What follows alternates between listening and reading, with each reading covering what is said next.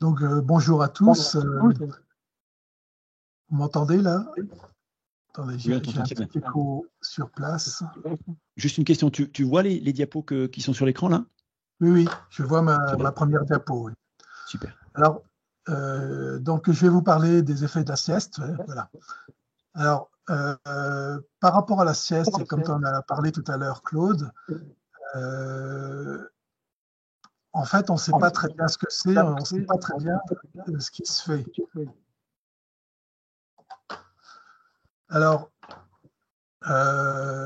si on fait des revues systématiques ou des méta-analyses sur la question de la sieste, en fait, on se rend compte qu'il y a très peu d'études comparables et le problème réel, c'est un manque de définition claire de ce qu'est réellement la sieste.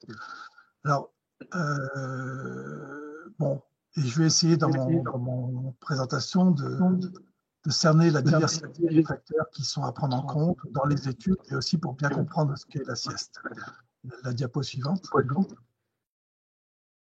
Alors, je pense qu'il faut vraiment revenir sur une terminologie qui est très confuse. Dans le sondage de l'INSV, bon, on a parlé, si on parle de la sieste, on parle en fait de petites sommes, de phases de sommeil pendant la journée. C'est ce qui est compris par le commun des mortels. On peut aussi l'appeler le petit roupillon, mais le petit roupillon, il se produit un peu n'importe quand, et puis il est plus ou moins long. La sieste, la sieste telle qu'elle se définit de plus en plus, et puis surtout telle qu'il faut la définir si on veut vraiment comprendre à quoi elle sert, c'est une courte période de sommeil uniquement en début d'après-midi, à un moment qui est programmé par notre horloge interne, comme elle programme le sommeil pendant la nuit. Et comme l'a expliqué Laurent, c'est par rapport au sommeil, la sieste va avoir un rôle, elle va agir sur l'homéostasie et c'est aussi un phénomène circadien. Est-ce que vous avez encore du Larsen là? Je vois qu'il y a... Alors, la diapositive suivante. Alors, c'est un phénomène homéostasique. Laurent a montré le modèle de Borbély auquel on se réfère dans la communauté, qui est vraiment bien connu et qui est extrêmement résistant à toutes les expériences. Donc, si ça reste un modèle, il y a quand même une part de vérité dans ce modèle et qui dépend de deux facteurs homéostasiques, le facteur S, et les facteurs circadiens avec un phénomène bas et un phénomène haut. Ça, il n'y a pas nécessité de rentrer dans les détails. Si on revient au phénomène homéostasique tel que l'a présenté Laurent tout à l'heure, tu avances, Claude, s'il te plaît. Voilà. Il a parlé de l'adénosine, un des facteurs S sans doute le plus certain. On voit que si on fait la sieste en bas, l'adénosine qui s'accumule quand on est éveillé et qui diminue quand on dort. Si on ne dort pas, eh bien, elle continue à s'accumuler. Et si on dort en milieu de journée, l'adénosine, ça a été montré par Mantua, l'adénosine diminue pendant la sieste et on la retrouve, qui réaugmente après la sieste. Donc il y a vraiment un phénomène de lutte contre l'homéostasie qui se passe pendant la sieste, diapositive suivante. Mais il y a surtout un phénomène circadien de la sieste. Donc, je passe vite parce qu'on a beaucoup insisté. Donc, les phénomènes circadiens, c'est l'horloge centrale qui produit des rythmes et qui se cale sur l'environnement par la rotation de la Terre, l'alternance de des journées du soleil et de l'obscurité. Si on regarde d'un point de vue circadien, ce qui se passe au niveau de la vigilance, on va définir globalement la vigilance comme étant ce qui pilote le rythme veille-sommeil. Il a été montré déjà dans les années 81 par surtout des militaires, Peto ou Pérez-Slavy, que la vigilance au cours de la journée produit deux pics avec un creux de vigilance en début d'après-midi, comme c'est indiqué ici. Tu peux cliquer, s'il te plaît. Et si on si on grossit un petit peu le phénomène qui se passe pendant la journée, on voit que la vigilance est élevée pendant la journée et qu'elle baisse brutalement pendant la nuit, mais aussi qu'elle fluctue sur un rythme ultradien d'environ 90 minutes, comme c'est indiqué en rouge ici sur les fluctuations qui sont sur les fluctuations plus lentes en orange. Donc la sieste, si tu cliques, la sieste, elle va être favorisée par une baisse de vigilance en début d'après-midi. Cette baisse de vigilance est bien sûr programmée par l'horloge. Et c'est à ce moment-là que le système favorise un moment de sommeil qui va avoir les effets de la sieste. Diapositive suivante. Et bien sûr, il faudra contenir le braque. Alors, si on revient à la définition de la sieste, on élimine tout sommeil qui n'aurait pas lieu en début d'après-midi. La sieste, c'est vraiment le sommeil pris en début d'après-midi. Tout le reste, ce sont des sommes diurnes, et ce sont surtout ces sommes diurnes dans la littérature qui sont pas très bons et qui augmentent les risques cardio-métaboliques et les autres pathologies, notamment la personne âgée, comme on l'a dit tout à l'heure, les maladies neurodégénératives. La sieste doit durer entre 10 et 30 minutes maxi. Sinon, on va avoir quelques problèmes qui ne sont pas encore complètement avérés, qu'on appelle l'inertie du sommeil, qui font que le système s'enclenche pour un sommeil plus long, même si on se réveille avec un réveil ou autre chose. Le sommeil s'enclenche pour un sommeil plus long et on a un éveil dont la qualité est diminuée. Il faut aussi, parce que c'est un dialogue avec notre horloge, il faut savoir que la sieste doit être lue, elle doit être planifiée pour que ça fonctionne. Le contenu de la sieste. Alors, en termes de sommeil, il y a eu beaucoup d'enregistrements polysomnographiques pendant la sieste. Alors maintenant, je parle vraiment de la sieste du début d'après-midi, qui ne dure pas très longtemps. Donc, il y a eu des enregistrements polysomnographiques, mais les résultats sont très discordants. Et donc, il y a encore beaucoup de facteurs confondants qu'il faut sécuriser avant d'avoir des connaissances plus parfaites par rapport au sommeil. Alors, le contenu de la sieste peut varier en fonction de la durée de la sieste, mais on sait qu'on peut apprendre à faire des cycles de sommeil raccourcis, c'est-à-dire au lieu de faire des cycles de sommeil de 90 minutes, on peut faire des cycles de sommeil d'un quart d'heure dans lequel on a une succession de 10 à 15 minutes de sommeil lent et de 5 minutes de sommeil paradoxal, par exemple. On l'observe très régulièrement sur les navigateurs solitaires qui sont contraints à des durées de sommeil raccourcies pour être efficaces. La sieste peut varier en fonction du chronotype et de l'heure du début de la sieste. Et si on reprend la courbe du BRAC, là, des cycles ultradiens des fluctuations de la vigilance, on voit qu'en fonction, à quelques minutes près, à une dizaine de minutes près, quand on va se coucher à l'heure de la sieste, on peut être sur un pic ou sur un creux. Pendant la nuit, ces pics sont plutôt responsables, c'est là qu'on observe le sommeil paradoxal, et les creux, c'est là où on observe le sommeil lent. Donc, il n'y a pas de raison qu'au milieu de la journée, on n'ait pas des grandes variations dans la production des types de sommeil en fonction du calage de la sieste par rapport à ces fluctuations de 90 minutes, de ces rythmes ultradiens. Diapositive suivante. Alors, pour ça, il n'y a pas grand-chose dans la littérature pour savoir quel type de sommeil on fait en fonction de l'heure de la sieste sur la décale de 10 minutes, un quart d'heure.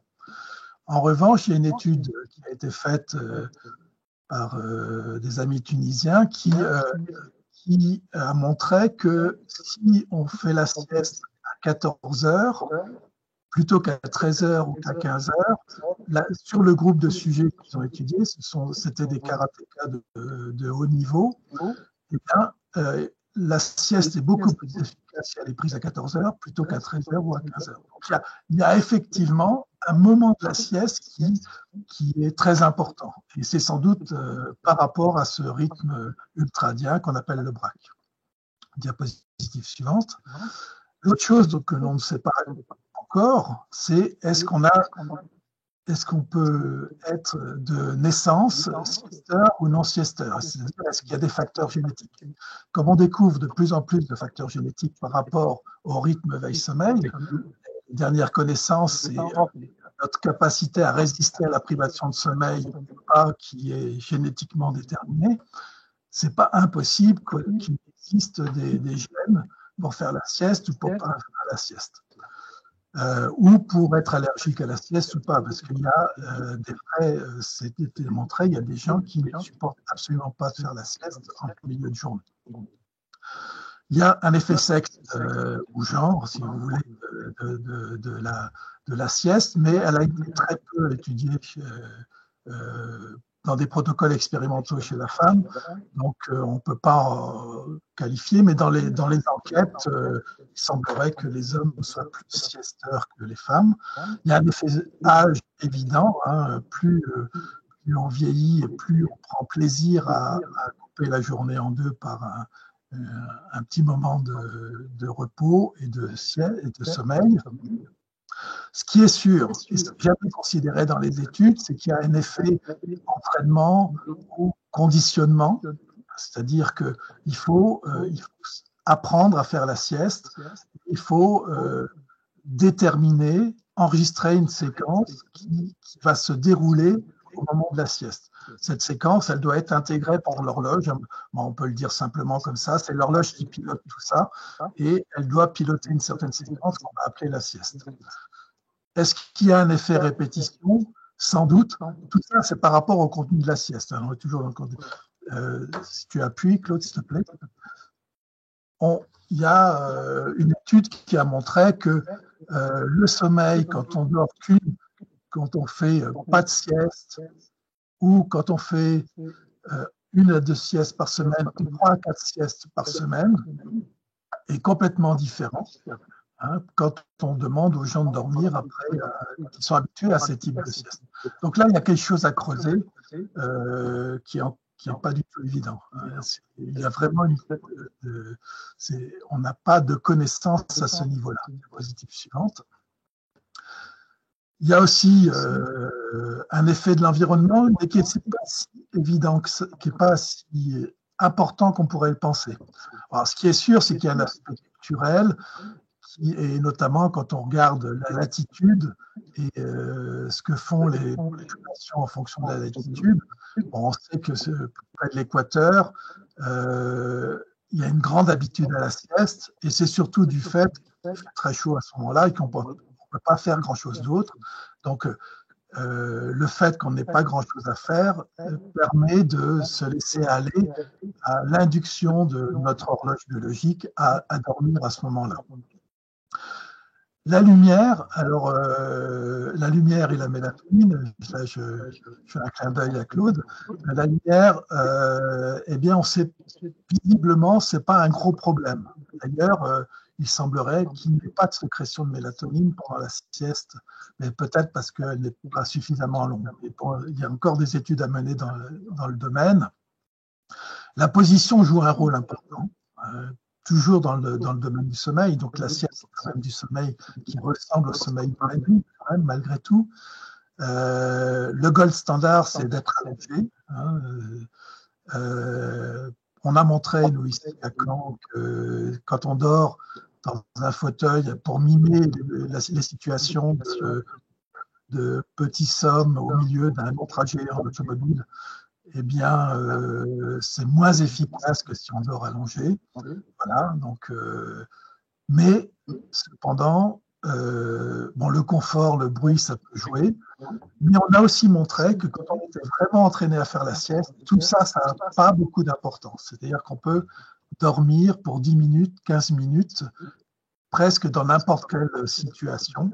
Il suffit de se laisser aller et de laisser l'horloge piloter cette sieste, si on est vraiment habitué à ça. Diapositive suivante. Alors, qu'est-ce qu'une bonne sieste? Alors, pendant la sieste, pendant la période pendant laquelle on veut dormir, il faut qu'il y ait du sommeil, c'est logique. Est-ce que l'entraînement conduit à des cycles courts? Moi, j'en suis convaincu parce qu'on l'a observé chez pas mal de sujets qu'on a enregistrés. Quand ils sont entraînés à faire la sieste, ils se mettent assez facilement en cycle court. C'est-à-dire qu'ils font des siestes de 15 minutes avec 10 minutes de sommeil lent profond et ils se réveillent par 5 minutes de sommeil. Après, juste 4-5 minutes de sommeil paradoxal, ce qui semble idéal parce que se réveiller, sortir de la sieste par le sommeil paradoxal, c'est très, très proche de l'éveil, donc on est tout de suite très vigilant. La température centrale doit baisser, malgré l'absence de mélatonine. On n'en a pas parlé, mais la mélatonine fait baisser la température aussi. La mélatonine baisse quand on s'allonge pour faire la sieste. Elle ne baisse pas quand on s'allonge s'il n'y a pas de sommeil, ce qui est assez intéressant. Et ça correspond à ce qu'on appelle les cycles circadiens de la vigilance, hein, c'est-à-dire la production de sommeil à peu près toutes les 12 heures. Il y a une baisse de l'influence du système sympathique qui doit se produire, et on l'observe très nettement au niveau de la fréquence cardiaque et de la pression artérielle, qui traduit plus généralement une relaxation générale de l'ensemble des cellules de l'organisme quand la sieste est réussie. Diapositive suivante. Alors, à quoi sert réellement la sieste? Il y a l'effet circadien de la sieste, on en a parlé, et cet effet circadien est logique, surtout quand on remonte à ce qui est programmé au niveau de la vigilance chez l'être humain. C'est programmé depuis que l'Homo sapiens existe, hein, depuis plus de 100 000 ans.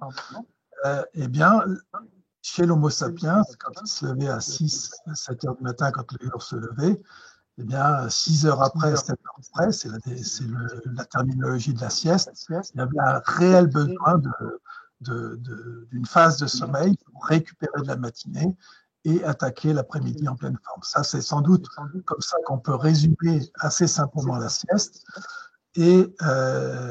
Mais dans notre société, on l'a vu, on est une société où on est chroniquement privé de sommeil. La sieste a aussi une deuxième fonction, celle de récupérer un sommeil insuffisant qu'on aurait eu au cours des nuits précédentes. Donc, ça serait une compensation à une privation de sommeil, une insomnie, etc. La suite.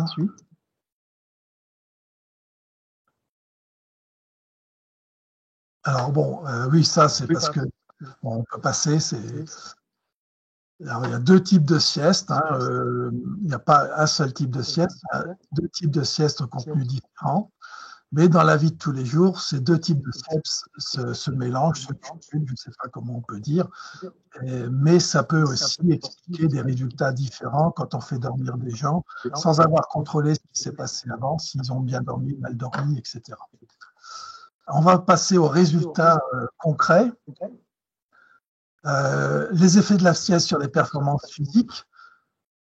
Alors, la sieste ne semble pas améliorer les performances physiques. En revanche, la sieste, quand on est privé de sommeil, permet de récupérer les performances qu'on n'aurait pas si on ne fait pas la sieste. Alors, l'image, là, est assez simple à comprendre. Les deux points qui sont à gauche, c'est des performances quand on a mal dormi ou quand on est privé de sommeil. Là, c'est après une nuit blanche. Les performances ne sont pas très bonnes, mais elles sont un groupe des siesteurs ou des groupes des non-siesteurs, ou les groupes qui font la sieste et les groupes de ceux qui ne font pas la sieste. Eh bien, on voit que le groupe qui fait la sieste maintient ses performances, améliore nettement ses performances, pardon. Quand ça va vers le bas, c'est une amélioration des performances. Le groupe qui fait la sieste améliore ses performances, alors que le groupe qui ne fait pas la sieste n'améliore pas ses performances. Donc, sur les performances physiques, dans tout ce qu'on a, tous les types d'études qu'on a pu faire, on n'améliore pas les performances après la sieste, mais s'il y a eu privation de sommeil, on récupère le déficit qu'il y aurait eu si on n'avait pas dormi au moment de la sieste. Voilà. Diapositive suivante. Alors, il y a d'autres effets physiques de la sieste. Quand prend toujours la bonne définition de la sieste. Quand on étudie une sieste courte en début d'après-midi, ça diminue le stress, ça améliore le fonctionnement cardiovasculaire et diminue les risques de maladies cardiovasculaires, ça améliore le système de défense immunitaire comme le sommeil nocturne, ça diminue la douleur, ça stabilise la rythmicité circadienne, mais là il y a encore un point d'interrogation, c'est observé surtout chez les siesteurs. Il y a des effets cognitifs de la sieste qui, eux, sont positifs. Ça augmente la vigilance, même si on a très bien dormi les nuits précédentes, ça augmente l'attention pendant les quelques heures qui suivent la sieste, au moins l'heure qui suit la sieste. Ça améliore les performances cognitives, même après un sommeil nocturne. Et là, il y a, voilà. Donc, si on compare deux situations chez les mêmes individus, une journée où il n'y a pas la sieste et une journée où il y a la sieste, quand il y a la sieste, c'est la suite de l'image. Voilà, quand il y a la sieste, eh bien là, on améliore ses performances cognitives, au moins pendant les 2 heures qui suivent la sieste. Et ça a été vérifié sur de nombreux tests psychomoteurs et cognitifs. Donc il y a une nette amélioration, contrairement aux performances physiques, il y a une nette amélioration des capacités l'après-midi quand on a fait la sieste. Et ça, c'est sans doute dû à la diminution de la pression biostatique en coupant la journée en deux. La sieste est très efficace sur l'humeur. Alors là, c'est une diapo très américaine où on parle d'humeur positive et d'humeur négative. Ce n'est pas tout à fait la même chose que la bonne humeur, la mauvaise humeur en France, mais on voit que en noir, quand on fait la sieste, et tu peux mettre quand on fait la sieste, eh bien, on améliore la bonne humeur et on diminue la mauvaise humeur. Voilà, diapositive suivante. On l'a vu, le sommeil a un effet très efficace sur la mémoire, même indispensable, hein, on le pense maintenant. Eh bien, le sommeil de la sieste a aussi un effet bénéfique sur la mémoire. Qui se produit immédiatement après l'apprentissage. Diapositive suivante. Il y a des effets ces effets sur la cognition, bon, bien sûr, sont dépendants du fait d'avoir atteint des stades de sommeil lent et paradoxal pendant la sieste, du type de tâche utilisée, de la difficulté de la tâche et de l'exposition à la lumière. Ça, on ne sait pas pourquoi. C'est un effet sur la mélatonine. Mais dans toutes les études, sauf les études les plus récentes, il y a vraiment des doutes sur la terminologie qui a servi à définir la sieste, surtout quand on prend en compte les facteurs chronobiologiques. Alors, on l'a vu, la sieste, le sommeil, les maladies métaboliques, c'est une évidence, comme l'a expliqué Karine. Par rapport à la sieste, les effets sont incertains. Il y a encore des problèmes de définition de la sieste. Bon, voilà. Aux USA, on parle sans doute de petits sommes et non pas de la sieste. Chez l'adulte, le fait de dormir dans la journée est associé à un IFC plus élevé et à un risque de diabète augmenté. La privation de sommeil, bien sûr, quand la sieste est prise pour faire tomber la pression de sommeil, les effets sont sans doute bénéfiques, mais ça reste à prouver. Et il y a un problème par rapport au jet lag et la désynchronisation à l'intérieur de l'organisme. Il semblerait que la sieste soit très, très efficace pour resynchroniser, mais c'est toujours très difficile de prouver une désynchronisation et une resynchronisation. Donc, il y a encore du travail à faire à ce niveau-là. Et je tends la perche à Claude, ça, il saura. Bon, les relations, alors, au début, j'avais prévu de parler d'un travail qu'on avait fait avec Claude à l'ANSES sur Chrononaut et sur la chrononutrition, mais je vais rapidement passer à ces résultats puisque le rapport n'est pas encore sorti. Bon, ça va rejoindre un petit peu ce qu'a dit Karen, mais on va de plus en plus vers la terminologie, vers quelque chose, une nouvelle science qui serait la chrononutrition, qui repose Et là, c'est les résultats de ce qui a été de la littérature qui montrent que la régularité dans la prise des repas est très importante, qu'il faut respecter une période de jeûne nocturne de 10 à 12 heures. Et ça rejoint un petit peu ce que disait Karine, c'est que si on dort peu, on a beaucoup plus tendance à manger, et donc on ne respecte pas ce jeûne nocturne.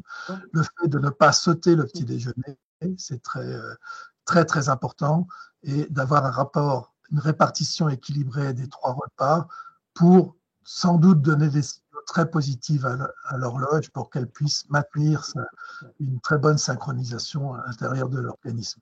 Ça veut dire un petit déjeuner énergétique d'environ, qui comprend à peu près 30% des apports énergétiques de la journée, un dîner léger, éviter les grignotages, sauf sans doute pour le goûter, parce que il semblerait que si on reliait le goûter et le dîner, c'est-à-dire si on dînait très tôt, ça serait extrêmement positif. Voilà, j'en ai terminé là-dessus. Merci pour votre vigilance. Merci beaucoup, Damien. Est-ce qu'on a des questions en ligne pour Damien? Pardon, des questions dans la salle? Karine? Merci Damien pour cette présentation. Quelles sont les données qui montrent qu'un petit déjeuner, sauter le petit déjeuner est défavorable? Alors, on a pas mal travaillé là-dessus, plusieurs années, avec Claude et puis toute l'équipe. Dans la littérature, il y a quand même beaucoup de choses qui arrivent. Mais ce qui est important, c'est le jeûne nocturne. Alors, je crois que c'est quand je mets mon micro que ça... Quand je mets mes... Voilà. Jeûne nocturne, ouais, je suis complètement d'accord, je connais les données, mais donc, le petit déjeuner... alors, le jeûne nocturne, il peut se produire... Il peut être allongé en sautant le petit déjeuner, mais il peut être aussi allongé en supprimant le dîner. Et toutes les études qui montrent que quand on supprime le petit déjeuner, il y a une augmentation de l'IMC et il y a une augmentation des maladies cardiométaboliques. Excusez-moi, c'est des études interventionnelles ou observationnelles? Quand on supprime le dîner, les effets sont plutôt bénéfiques. Donc, c'est... il n'y a pas d'études expérimentales qui le montrent, mais pour l'instant, on en est là, quoi.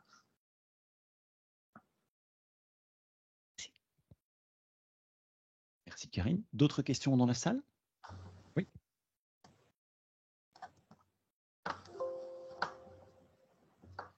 Bonjour, est-ce que la sieste peut anticiper une future mauvaise nuit? Alors ça, c'était une question qui a longtemps, pendant longtemps, on a pensé que si on dormait pendant la journée, on ne dormait pas pendant la nuit.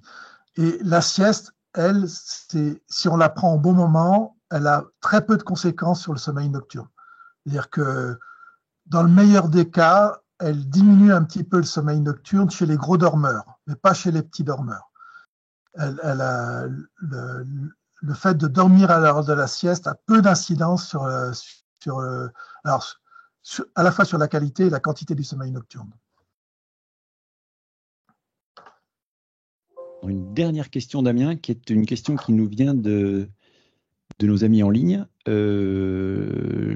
Voilà, merci pour votre présentation. Vous expliquez que pendant les siestes, la durée pouvait varier et qu'il est possible de faire des cycles raccourcis. Est-il possible de s'entraîner? Si oui, comment apprendre à faire ces cycles raccourcis?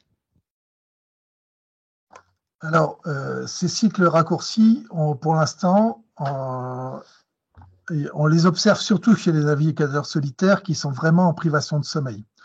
Nous, on a commencé à obtenir chez quelques étudiants, alors des étudiants sportifs, chez quelques étudiants avec de l'entraînement, c'est-à-dire avec une dizaine de jours d'entraînement à la sieste, hein, tous les midis. On observe du sommeil avec de plus en plus de sommeil profond et parfois du sommeil paradoxal. Voilà. Donc, et tout ça dans un sommeil qui dure pas plus de 20 minutes maximum.